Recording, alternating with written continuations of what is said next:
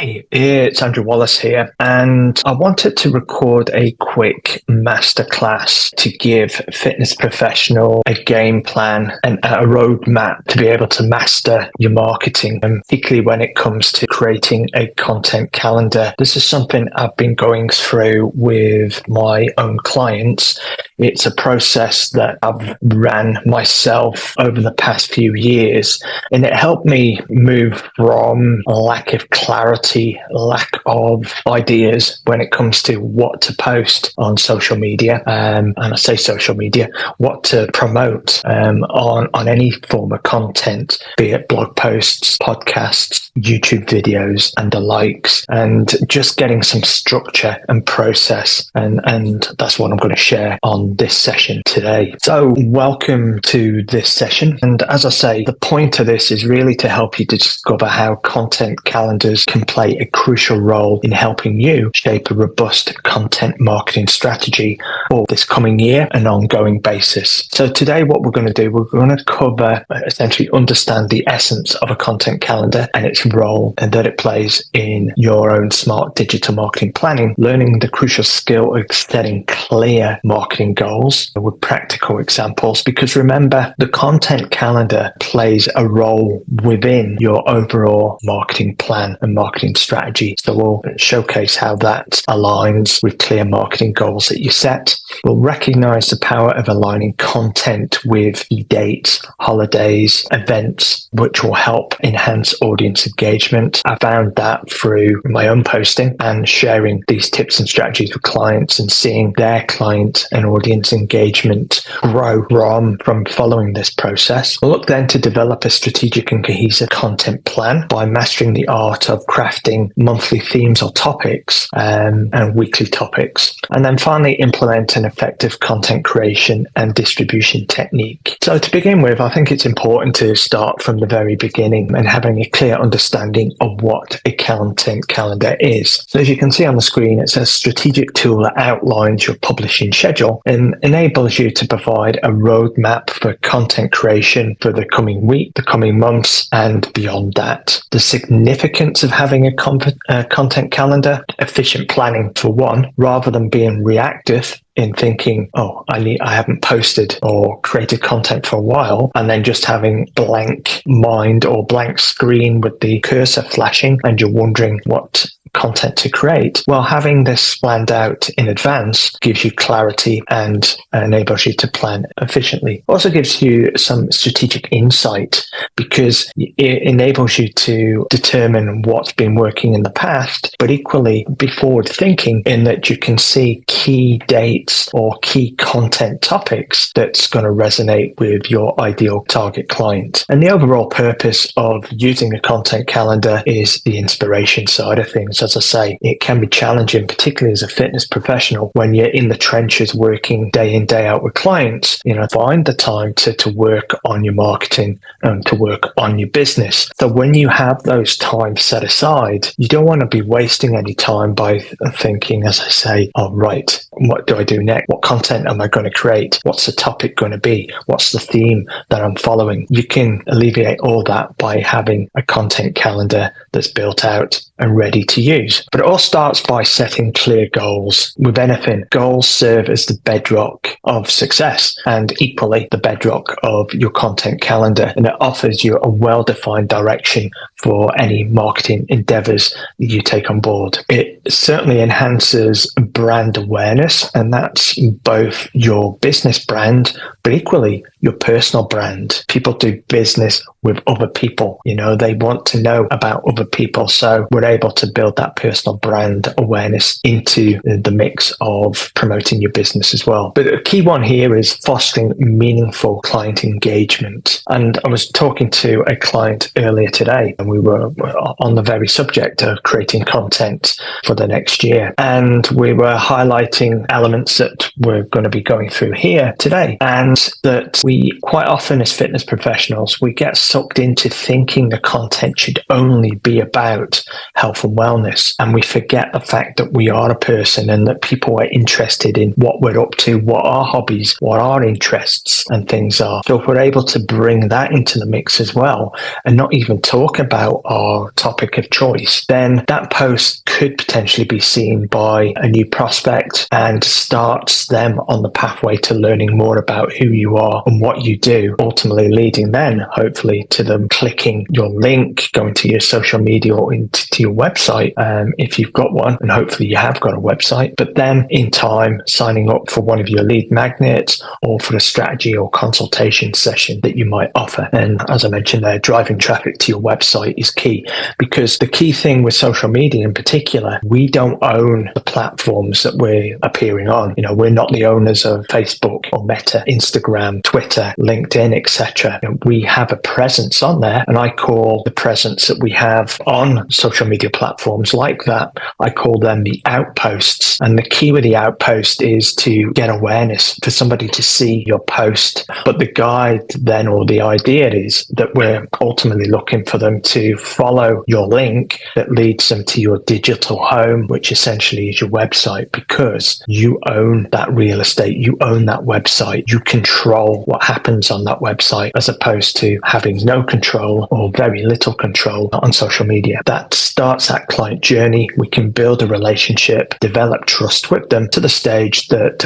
at some stage when they're ready, that they're going to connect with you to follow your call to action, be it to download a lead magnet, to invest in one of your programs, or to start the process, which might be a strategy call or consultation session. But key point to remember here is defining measurable goals not only guides your content creation, but it also serves as a yardstick for assessing the success of your comprehensive marketing strategy. So where does it all start out? And I've actually got a compendium calendar which is available to buy, very cheap price, which builds out a complete plan of attack, which I'll share towards the end of this for those that are interested. I want to give you the behind the scenes look at how to put together your own for those of you that want to do that. But it all starts out with identifying key dates. And the starting point that I take is looking to align my content calendar with key dates, holidays, and events, because essentially that's a great way to stay relevant. So what do I mean by key dates, holidays, and events? Well, if you've got an upcoming new program launch and you've got a date set aside in the calendar for when that happens, then that would be an event in this interpretation. Holidays are typically like the school summer holidays, Christmas, Easter. Valentine's Day is not a holiday. Valentine's Day would be a key date. But then key dates are Thanksgiving, but that could be a holiday as well. As I say, the school holidays, back to school, Halloween, things like that. But also national dates of interest, be it Blue Monday, be it Martin Luther King Day, and so on and so forth. They give you an idea, because if you're able to post content on those dates with content that's relative to that particular key date, event, or holiday, then it's being relevant, and that relevancy will give you some added boost of reach from that side of things, particularly if people were engaging with that content, liking, sharing, and commenting on it. The platform that you're posting that on will see the engagement that you're generating, and they will reward you for that with giving you additional reach. But recognizing and integrating important dates not only taps into trends, but also creates a personal connection with that target audience that you're looking to reach out to. And this can set you apart from any perceived competition. So I've got a couple of examples up here on the screen, as you can see. The first of them is a post based around a Thanksgiving workout, something really straightforward to put together in a tool like Canva or any other tool like that, and it can be valuable for somebody to review, and then nice and easy for them to follow that along. Second one is from one of the big box gyms, Fitness First, and they've put together a special promotion that they've got running over Christmas on that side. So you can see then it says here that it's valid until the end of the year on that side. So that gives you, it's timely, it's right on point, it's relevant on that. So that's just a couple of them. Ones I've done in the past around key dates, around Valentine's Day is a great one for couples training with your partner. So introducing semi-private training. We've ran Halloween specials. We've done charity Halloween events. So we were able to promote those key events, and having them in our calendar and seeing that ahead of time gives us enough time then to plan correctly, plan properly, to ultimately end up with having a much greater success with that promotion. So hopefully you can see the power of identifying key dates and plugging them into your content calendar. From there, we then look at planning monthly themes. And this was something that was recommended to me by a mentor a few years ago. It was like a light bulb moment. It just made creating content so much simpler then when we had each month being assigned a particular unique theme. And I've got some examples on the screen, as you can see here. January, I've in the past had the theme New Beginnings. Obviously, that aligns with fitness-related New Year's resolutions. But equally, with January being the time that a lot of people set resolutions, then it could be about planning or goal setting. And that, so there's a lot of different permutations and different themes that you potentially could look to utilize over the course of the year. Other ones I do is when I look when Women's Health Month is, when Men's Health Month is, and they would be, I think they're June and September from memory. They then become themes. February, in this example, Love Your Health. So we're playing on that on Valentine's Day and being able to then look to create content. And I've used two examples, an example in each of these on how you can look to do that. The first in January is a screenshot of a blog post, a good piece of content that's going to sit on your website. And if it's got the right title, and it's a title that includes keywords that people would be searching for, then there's an excellent chance that that piece of content is going to be found on Google. And equally, the second one on social media, tying in a little video with a workout, a partner workout. So again, you're tying that in with couples and with Valentine's Day. Key thing to remember here, these themes not only guide your content, but also create a narrative that helps engage your target audience throughout the year. After we've got our monthly theme, we then break it down into ongoing weekly topics. These build upon the monthly fitness theme, and it just helps ensure consistency and a coherent narrative throughout each month. So this time, using September as an example, we've put a monthly theme here as strength in September. So looking at resistance training and the overall topic of strength. And you can see here that then for each of the 4 weeks, we've got different topics based around the theme of strength. For week 1, power-packed workout. So we could do a blog post or a video or a podcast on your favorite power-based workouts. Week 2, we switch focus into nutrition side of things, nutrition for strength. Week 3, then, adding stories, and particularly success stories of clients that you've worked with that you can share, because you can talk until you're blue in the face about how great you are and how awesome the services you offer are. And they'll only go so far. But when somebody, i.e. a client or clients, are talking about the success they've had in following your programs, well, that's where the real magic happens. So being able to utilize client success stories in your content will go a long way to generating consistent, good quality leads and contacting you on a regular basis. So obviously, when we're talking about success stories, we want those success stories to be relevant to the particular theme that we're talking about. So strength being the theme here. In this example, the success stories are about clients that have had strength training success with you. And then week 4, just switching up a wee bit here again and talking about the mental resilience. And so talking about mindset and things there. Again, this is just an example, but it gives you an idea then of how quick and easy to pull together 4 key pillar pieces of content based around the topics that particular week that are in alignment with your monthly theme. Key point to remember here, aligning weekly topics with monthly themes reinforces your messaging, provides your audience with a clear and compelling storyline that keeps them engaged and connected with both your business brand as well as your personal brand. Okay, next up, it's looking at what content types you should choose. I like to mix things up. I like to diversify, and the key pillar posts should be, in my opinion, blog posts that appear and get posted on your digital home, your website.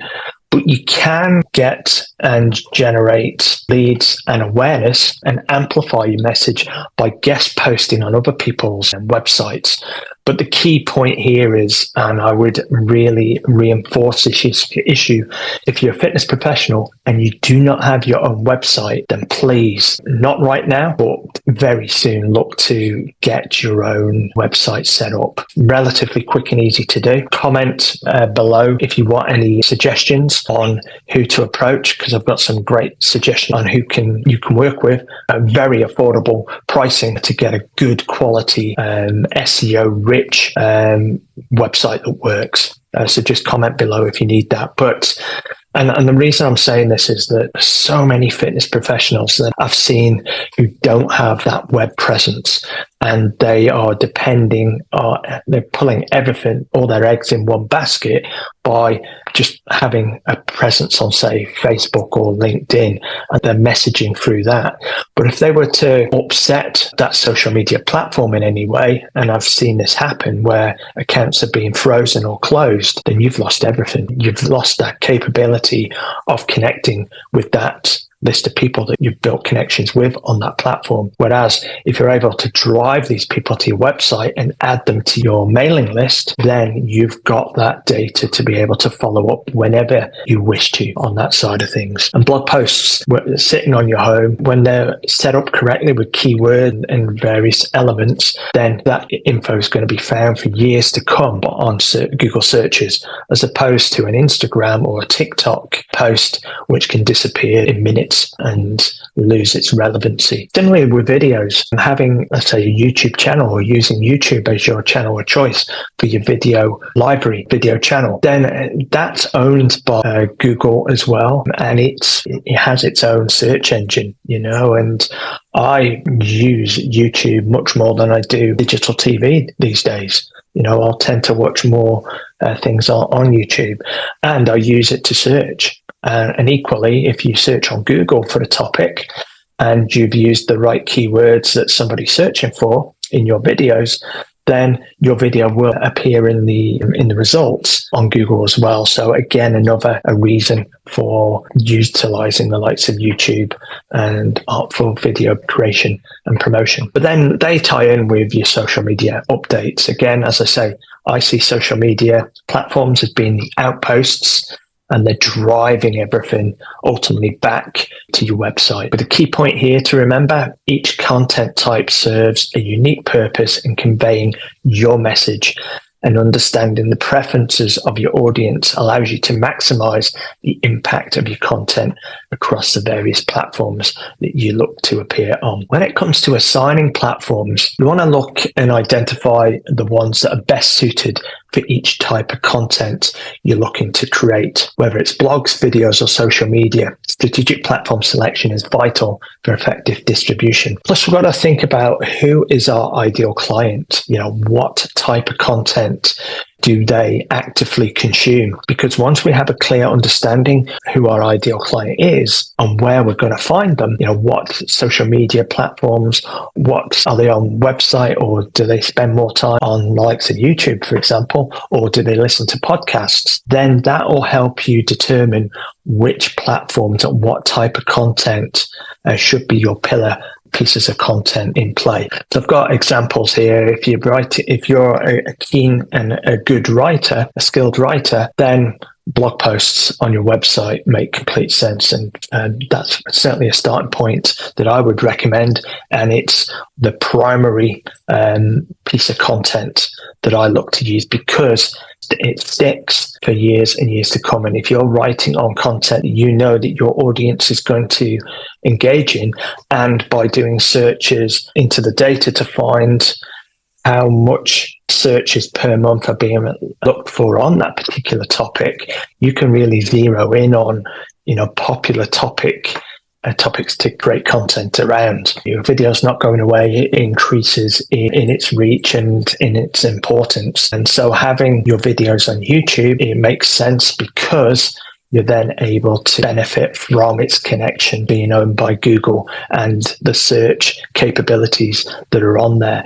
The key thing with videos is obviously lighting, good audio, good thumbnails are key elements there. Make it interesting. This is your TV channel. You don't want it to be boring content and that, but video are a great platform to consider. And then thirdly, a social media update on the likes of Instagram. And I look at blogs and video as being the primary ones.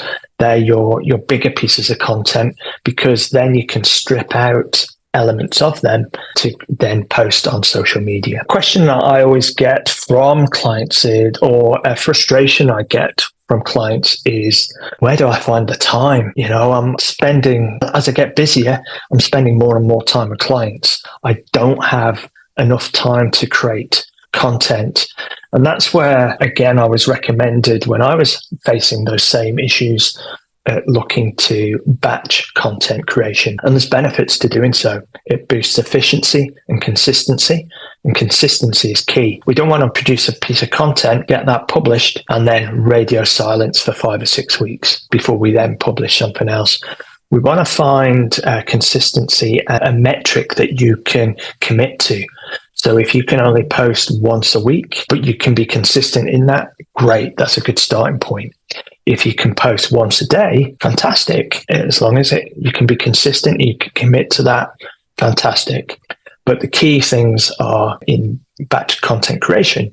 You can certainly become better and efficient, but equally consistent as well. So how do we do this? Well, designating a specific day for blog writing is something I do. Once a month. Actually, I set aside 2 days a month for complete focus, deep work, as Cal Newport will attest to, on a great book, that, by the way, if you've not read that, Deep Work by Cal Newport. But designating days for writing, and equally, I do the same for video shooting. And I've not put it on here, but I will also allot time in the month for putting together the scripts based upon the topics that I've put together in my content calendar. And remember, those topics are based upon the monthly themes that I've set up as well. Great way of boosting reach for any content you create is looking to essentially incorporate engagement. We get rewarded for posts that go viral, and then it can be challenging, as we know, to get a post to generate any engagement. But there are ways that we can do that, and I've got some examples here, as you can see on the screen. If we're able to engage that audience, and we can do that through the example of, say, a fitness challenge, like a plank challenge, then that can get some interactivity taking place. And it helps build a sense of community as you get more and more people committing to it and commenting on that particular piece. Polls are another great example, the one in the middle here, where you can put up a post and ask, what do they love more? Is it A, cardio, or B, resistance training? Is it B, weights? Just a simple post. This color point should be this pink, it should be branded. So whatever color schemes are part of your branding palette, then they should be incorporated in the posts that you look to create for social media. Another great one as well, and again, if it's done by video, is interactive Q&A sessions. If you were to either record or ideally go live with any questions that clients in the studio have asked you, or you've seen, or that your prospects, the types of questions your prospects will be asking, then these are all great elements to put into an interactive Q&A. And when you grow your following, people see you come on live, then they're going to jump on and watch. And again, you get rewarded for that. Key thing here is with any content that we look to create is to look to utilize storytelling. We don't want to be creating volumes of content that's just boring, that's vanilla. It's just not going to resonate with your audience. Remember, people were interested in you, interested in what you do, interested in you as a person. So look to utilize that where you can, and look to build a connection with your audience through a compelling narrative. Adding that personal touch will help enhance your brand. So how can we do that? Well, again, it comes back to sharing success stories. Maybe it's a story that you base and tell about yourself. But equally, share success stories of clients. Now, you can do that in a number of ways. You can either have them record a video where and then you post that, of them talking about their journey working with you and the success they had.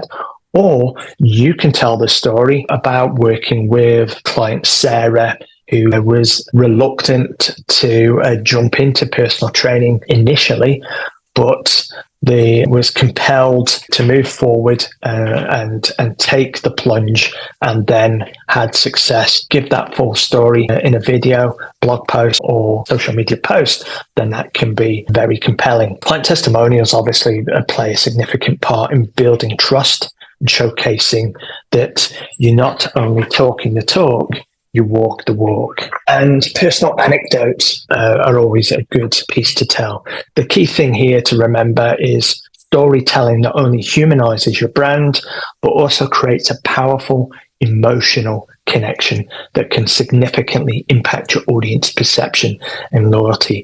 And that's key, that we're looking for that emotional connection with any piece of content that we create, because when your target audience is reading, watching, or listening to that content, if it's on point and it's directed to them, then it's going to have that emotional connection. It's going to really resonate with them, and it's going to drive them to take action. And that action being to connect with you ultimately. Social media hashtags obviously play a key part in being found. They're losing their flavor a little bit, but they still play a key part at the time of this recording anyway, to be able to be utilized. So make sure that you research and plan relevant hashtags to help increase visibility for your social media posts. It will enable you to reach a much broader audience. And a well-thought-out hashtag strategy enhances that content discoverability, again, enabling you to expand your reach to a wider audience. So how do we do that? Well, again, you can go for trending fitness hashtags. I'll put some examples here on the screen, which obviously are well used, they're popular and the likes, but equally you can jump beyond that into building brand specific hashtags and then mixing the two so that you've got elements of trending fitness hashtags, but equally then brand specific hashtags. So example there, if you were running a fitness challenge, let's say you were doing a kettlebell swing challenge over the course of a month, then you could have your brand kettlebell challenge as the hashtag. Key point to remember here, customize brand specific hashtags with your actual brand name or a unique identifier, because these examples can then be adapted to suit your fitness business and the distinct identity that you're looking to portray. Okay, now once we've got the basics down, we've got our monthly theme, broken it down into a weekly topic, and we have an idea of the types of content that we're going to create. Now it comes to looking to design out that content calendar. I've got a couple of examples pinged up here on screen, and I'll share with you towards the end the calendar I put together to give you a complete calendar to follow as a fitness pro. But essentially it starts with designing it by keeping it simple. Don't make it too complex. That's the mistake I've made in the past, where I've just piled too much information onto a calendar. And the calendar was something, well, actually, I've used both of these. These are taken from frameworks that I've used. But there was too much information on there, and a lot of it got lost, and it just becomes overwhelming. So try and keep it relatively simple. If you want a free Google Sheet template, comment below this video and I'll happily share one that I've got in my Google Drive. But you can Google and find content calendar templates, and finding one that resonates with you, because that's the key thing with any tool. It's got to be something that works, is easy to use, but equally it's got to be something that you feel comfortable with, that you're going to use, because that's then enables it to become a valuable tool. But these are the types of ones that you look to see. First one has monthly themes on it, and the second one drills in a little bit more with the monthly themes, but then breaks it down into color-coded content categories. And of course, there's plenty of apps out there now that can help with this, but I like to keep it simple. Key point to remember here, the well-designed content calendar becomes the backbone of your efforts in ensuring a consistent and efficient approach to promoting health and wellness. The world needs more of us to succeed as fitness professionals as the world becomes further and further ill. Once we map things out and once we've got our content calendar in play, we want to make sure that we monitor and adjust We have to track and measure, because we don't know, unfortunately, at the outset, what's going to work. We can have an idea of what's going to work based upon past performance, but we don't know what's going to resonate.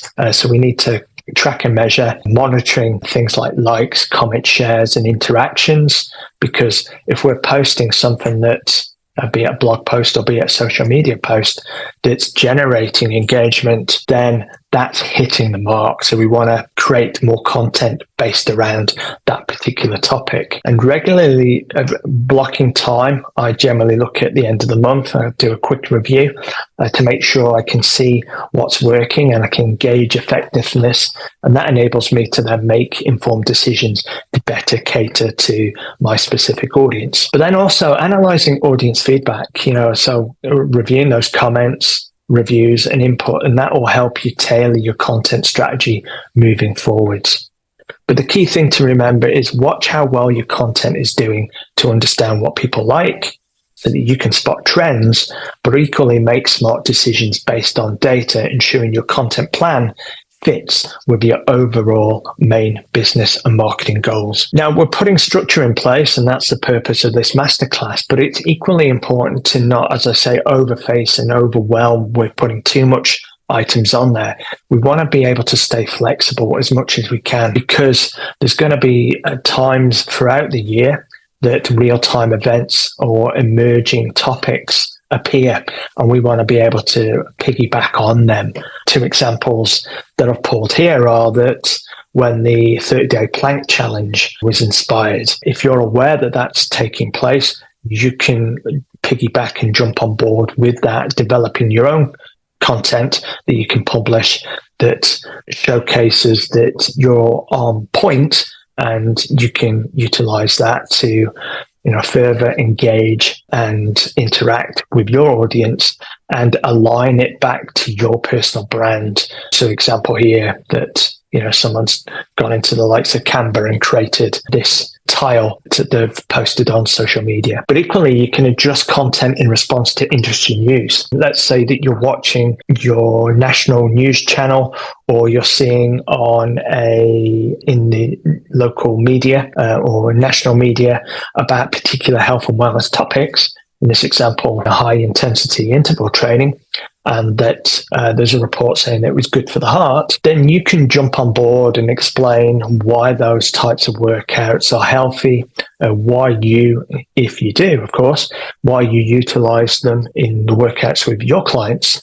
But equally, if you're dead set against that style of training, then jump on board and become the vocal person that cries that that's not the way forward. That's not ideal for, let's say, your target audience.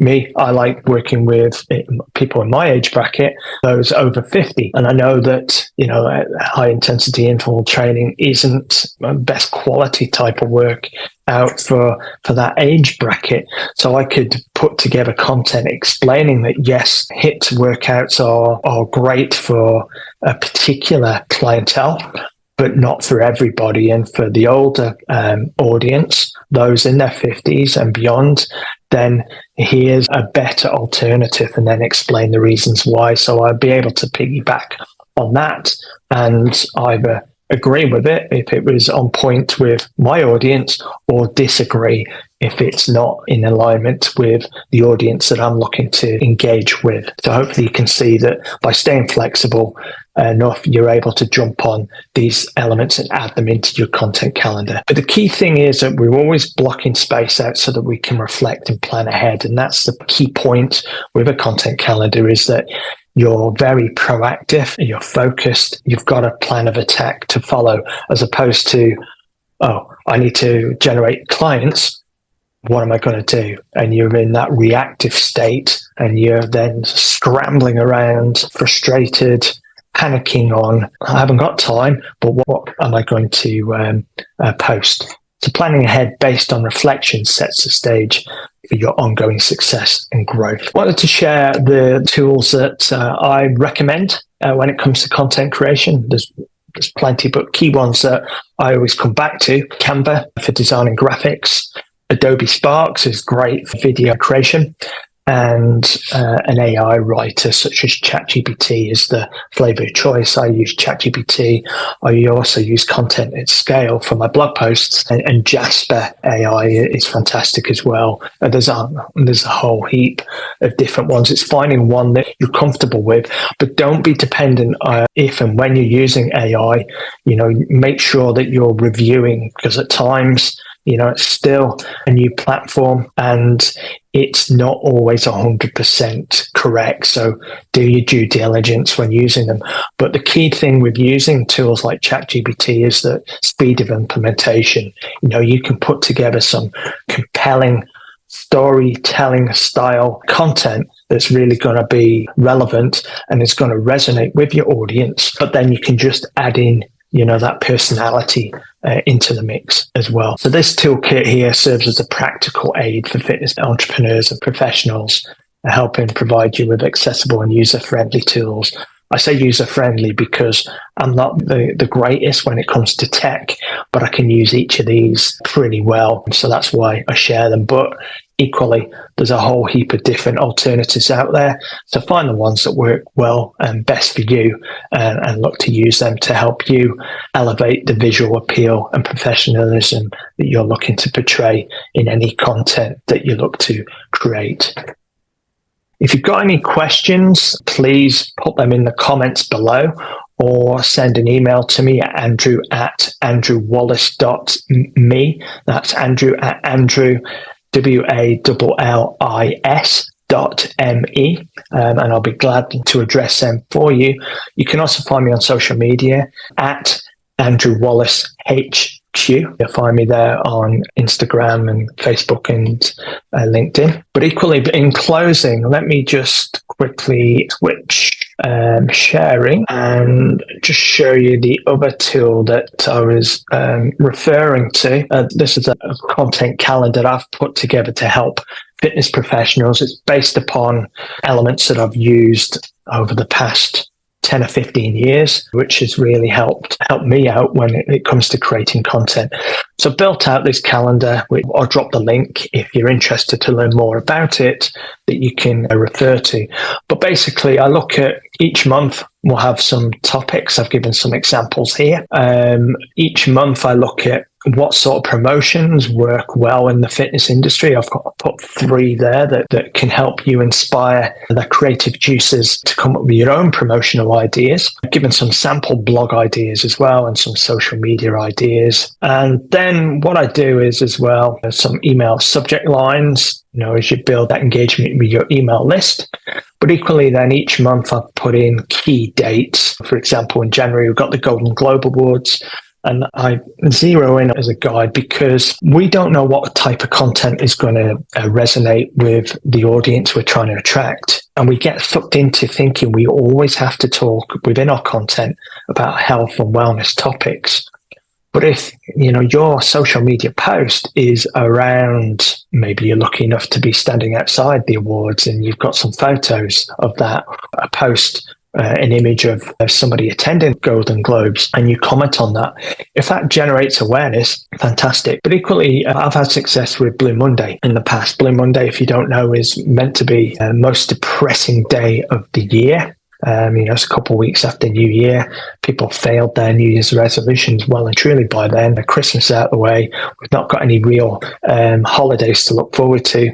In the Northern Hemisphere, it's winter, so it's usually cold and miserable. For those of you listening in the Southern Hemisphere, January being summer, well, hey, enjoy. But Blue Monday is a key date that you can put together some tips and strategies around that. Create a Canva tile or video, a blog post and the likes, and you'll get some substantial reach potentially from that. But as you can see, I then go into looking at some story prompts ideas to help those generate that creative juice for you. Because if you can put together pieces, then you can send to a media contact that you have, then they're always looking for content. And if you become their chosen fitness professional, the authority that they refer to when they've got questions or topics they're after on health and wellness, then they could be reaching out to you. So if you're creating topics that's going to resonate with their audience, be it a magazine, be it a local newspaper, be it a community radio station, then you can be getting invited in to talk about those particular topics, and you can choose ideas through media releases that you send these contacts that you have as well. So I've added those elements in, and it goes through month on month there that you can see. But it's quite a comprehensive full 2024 calendar, which again, the link will be in the show notes below so that you can get access to that. But hopefully you've found this masterclass of value. As I say, if you do, please show some love and hit like, comment and share to any fitness professionals you feel would benefit from this. And equally, if the calendar is of interest, please follow the link and look to grab your own copy. And in passing, please, any questions or anything, contact me, and we can look to give you some guidance and direction so that you can get your content calendar built out, and you can smash 2024 and beyond with that. Anyway, that's me, Andrew, for now, signing out. Hopefully, as I say, you've enjoyed this, and I'll catch up with you soon again, very soon. Bye for now.